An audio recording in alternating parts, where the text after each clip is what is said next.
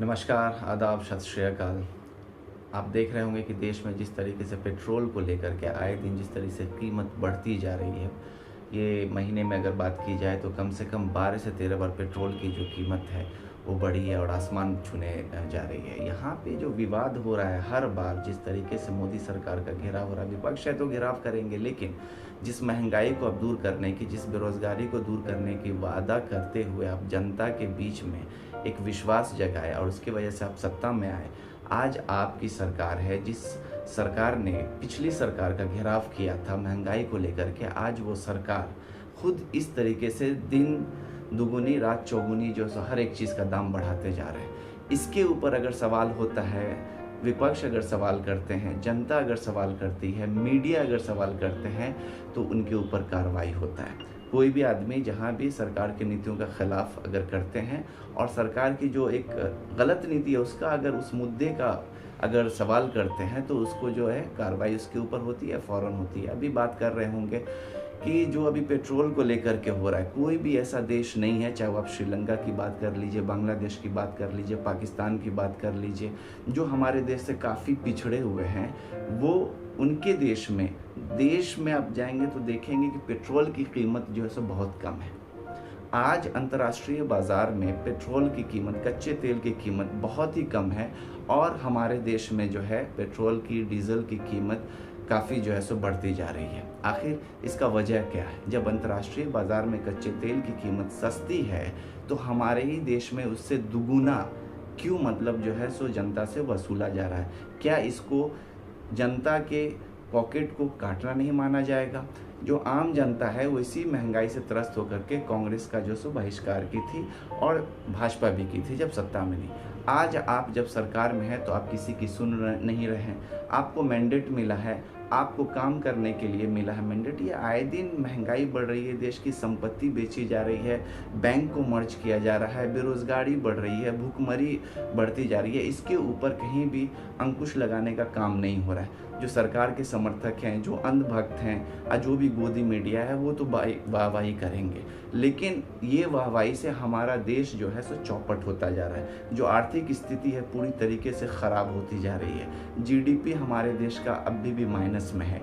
इस चीज़ को समझना चाहिए और इसके ऊपर जो है सरकार को सोचना चाहिए, नीति ऐसी बनानी चाहिए जहां महंगाई कम हो और बेरोजगारी ख़त्म हो। यहाँ पे ऐसा लग रहा है कि सरकार अपने ही जनता से लड़ रही है, किसानों से लड़ रही है, युवाओं से लड़ रही है, छात्राओं से लड़ रही है। तो इस तरीके से आप जो सो देश को जो है एक ताकत नहीं दे सकते हैं। इस तरीके से आप देश को जो है 5 ट्रिलियन इकॉनमी नहीं बना सकते हैं। इसके ऊपर आपको समझना चाहिए। तो ये जो कच्चे तेल की कीमत जब अंतर्राष्ट्रीय बाज़ार में इतना कम हो गया है तो फिर हमारे देश में इसके ऊपर जो 33% टैक्स लगाया जा रहा है। 33% बहुत ज़्यादा होता है। और उसके बाद अगर देखा जाए, जो पेट्रोल की कीमत को लेकर के हर एक लोग जो बोलते थे, चाहे अमिताभ बच्चन हो, अक्षय कुमार हो, अनुपम खेर हो, इन लोगों ने, आपको पता होगा 2013 में यानी 2014 से पूर्व हमेशा कांग्रेस सरकार का घेराव करते रहे। जो आप वीडियो देखेंगे आगे तो आपको समझ में आ जाएगा कि अमिताभ बच्चन ने क्या बोला था, अक्षय कुमार ने क्या बोला था। लेकिन आज क्या वजह है कि पेट्रोल हमारे देश में जो है सो लगभग 100 के पार यानी कि शतक लगा चुकी है। उसके बाद भी जो है सो ये लोग कुछ नहीं बोल रहे हैं। अगर आप पिछली सरकार की भर्त्सना करते थे, अगर आप पिछली सरकार का घेराव महंगाई को लेकर के करते थे, पिछली सरकार का घेराव ये सारे लोग, चाहे स्पोर्ट्स फ्रैटर्निटी के हो या ग्लैमरस वर्ल्ड के हो या जो मीडिया वाले हो, तो आज ये लोग चुप्पी क्यों साधे हुए हैं? क्या महंगाई हमारे देश में अब जो है राष्ट्रभक्ति मानी जाती है? कुछ भी हो तो उसको राष्ट्रभक्ति से जोड़ दिया जाता है और जो भी सरकार से सवाल करते हैं उसके ऊपर जो सो देशद्रोही का जो सो मुकदमा दर्ज हो जाता है। आगे और भी वीडियो आप देखेंगे तो आपको समझ में आएगा। श्याम रंगीला कॉमेडियन है, आपको पता होगा, स्टैंड अप कॉमेडी करते हैं। तो उन्होंने पेट्रोल पंप पे जा करके, वहाँ के लोकल पेट्रोल पंप पे एक अपने चैनल पे उन्होंने एक मजाकिया तौर पे मोदी सरकार की मिमिक्री करते हुए बताया। अब उनके ऊपर जो पेट्रोल के संचालक हैं, पेट्रोल के संचालक ने उनके ऊपर जो है सो मुकदमा दायर कर दिया। हालांकि कहीं ना कहीं से प्रेशर पड़ रहा होगा, क्योंकि उनको बताया गया, पेट्रोल के जो मालिक है, पेट्रोल पंप के जो संचालक है, उनको बताया गया कि हम तुमको पेट्रोल डीजल नहीं देंगे, जिसके इसमें जो है सो दबाव में आकर के श्याम रंगीला जो कॉमेडियन है उनके ऊपर जो है सो ये कार्रवाई करते हैं, संचालक के द्वारा ये कार्रवाई होती है।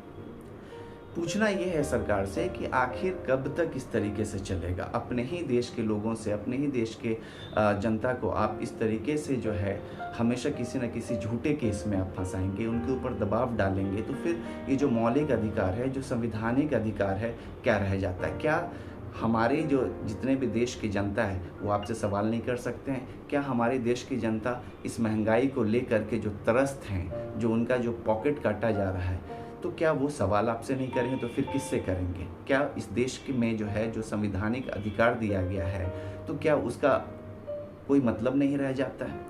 जो संवैधानिक आधार हमको मिला है उसके अनुरूप अगर हम सवाल करते हैं, या कोई भी जनता सवाल करती है, या मीडिया सवाल करती है, तो क्यों सरकार को इतना चुभने लगता है? क्यों सरकार के लोगों को चुभने लगता है? कांग्रेस के जो प्रेसिडेंट हैं कांग्रेस प्रदेश के, नाना पटोले, उन्होंने भी सख्त अंदाज में बताया कि जो अमिताभ बच्चन, अक्षय कुमार इस तरीके से बात करते थे, तो वो आज जो है सो मौन रखे हुए हैं। इसके ऊपर जो सो क्यों नहीं ट्वीट करते? जब ट्वीट वो 2013 में करते थे, वो ट्वीट आज भी कर सकते हैं और बताए इस महंगाई के खिलाफ में सरकार को बताए। लेकिन अगर ये नहीं करते हैं तो फिर आने वाले दिनों में हो सकता है कि उनकी जो शूटिंग है, उनकी जो फिल्म है, हम लोग जो सो महाराष्ट्र में उसका बहिष्कार करेंगे। बहिष्कार करने का मतलब ये नहीं होता है कि दंगा फसाद या तोड़ फोड़ कुछ वैसा।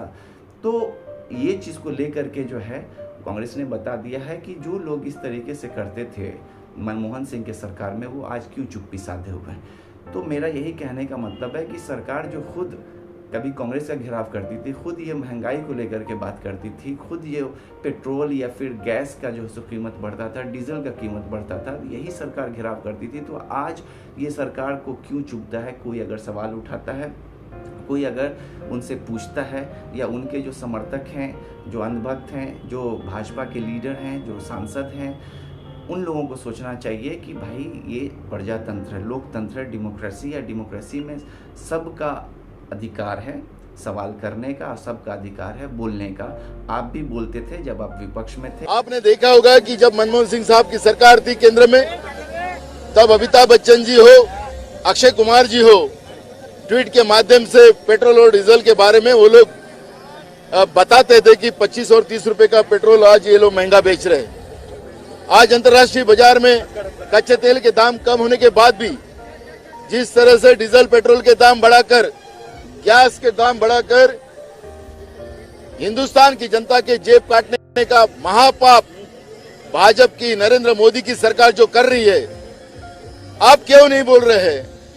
अब अगर वो नहीं बोलेंगे या न्याय के विरोध में नहीं बोलेंगे, तो हम महाराष्ट्र में अमिताभ बच्चन का शूटिंग, अभी अक्षय कुमार की शूटिंग या उनके पिक्चर भी रिलीज नहीं होने देंगे। ये भूमिका कांग्रेस ने। अमिताभ बच्चन ने पेट्रोल की बढ़ी हुई कीमतों पर कुछ ट्वीट किए थे। एक ट्वीट जो हम आपको बता रहे हैं, ये 24 मई 2012 का है, जब उन्होंने कहा था कि पेट्रोल 7.5 रुपए बढ़ा। पंप अटेंडेंट ने पूछा कितने का डालूं? मुंबई कर 2-4 रुपए का कार के ऊपर स्प्रे कर दे भाई, जलाना है। ये 24 मई 2012 का अमिताभ बच्चन का ट्वीट है।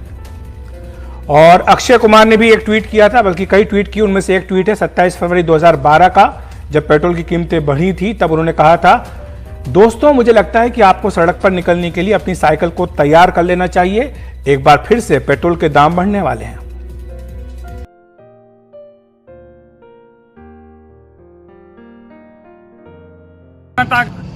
गर्व से सीना चौड़ा हो गया है।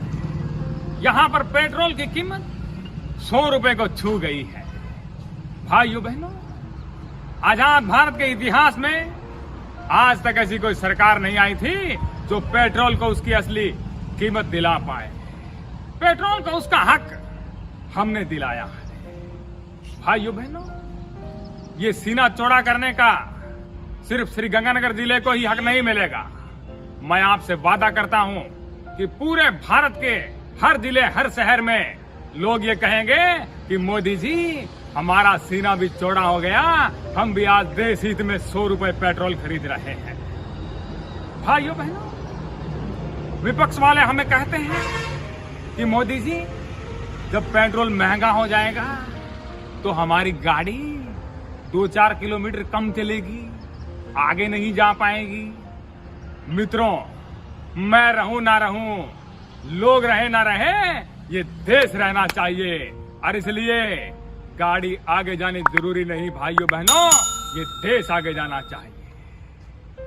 भाइयों बहनों, जिस प्रकार से देश हित में हमने पेट्रोल की कीमत 100 रुपए की है और आप सब सहयोग करेंगे, ये मुझे पूरा विश्वास है। हम आपसे वादा करते हैं कि एक बार थोड़ा देश हित में सहयोग पेट्रोल का हो जाए, उसके बाद डीजल भी देश हित में सहयोग के लिए आपसे 100 रुपए की डिमांड करने वाला है, ये मेरा भरोसा है। भाइयों बहनों, हमारा क्या है, हम तो फकीर आदमी हैं जी, ये देश रहना चाहिए, हम तो झोला उठा करके चल देंगे जी। इस पे बहुत बहुत धन्यवाद। आपने वीडियो देख लिया है, आपको समझ में आ गया होगा। श्याम रंगीला का भी वीडियो था और उसमें ये भी कि क्या ट्वीट किए थे अक्षय कुमार और अमिताभ बच्चन। सरकार को समझना चाहिए इन सब चीज़ों को लेकर के कि किस तरीके से इसके ऊपर काम हो। सिर्फ ये बोल देना कि पिछली सरकार या कांग्रेस की वजह से ऐसा हो रहा है, हर एक मुद्दा जब भी उठता है, कहीं भी कुछ ऐसी बात होती है, सरकार के नीतियों के खिलाफ अगर कोई खड़ा होता है, उसके ऊपर कार्रवाई होती है और सिर्फ एक चीज़ बोल करके सरकार बच निकलती है कि कांग्रेस के दौर में ऐसा था। कांग्रेस से त्रस्त तब आपको लाया गया है, तब आज जो सो केंद्र में आपकी जो सरकार है। लेकिन अगर आप इस तरीके से करेंगे तो कहीं ना कहीं से आप अपने जनता को परेशान कर रहे हैं और देश की कहीं ना कहीं से जो सो खिल्ली उड़ेगी। और यही जो स्पोर्ट्स पर्सनालिटी हैं, यही जो ग्लैमरस वर्ल्ड के लोग हैं, जो लोग कभी 2013 में करते थे, अगर चुप्पी साधेंगे तो जाहिर सी बात है जनता भी और कोई भी जो सो सवाल करेगा ही। आज उनके पक्ष में अगर खड़े हो रहे हैं और उनसे सवाल हो रहा है, तो आज बीजेपी के जो सरकार में जो सारे लोग हैं जो उनके पक्षधर हैं, वो फिर जो सो सवाल करती है कि नहीं, ये कांग्रेस अगर कर रही है तो गलत कर रही है, ये कांग्रेस जो है सो मतलब दबाव डाल रही है। तो आप भी तो दबाव डालते रहे, आप भी तो आज भी दबाव डाल रहे हैं, आप भी जो गलत लोग हैं उनके पक्ष में आप खड़े हो जाते हैं। जबकि सरकार संयम रखते हुए सारे चीज़ के ऊपर सुचारू रूप से सोचते हुए ऐसा मतलब नीति बनाए जिसमें सारे लोग जो त्रस्त हैं उनको खुशी मिलेगी।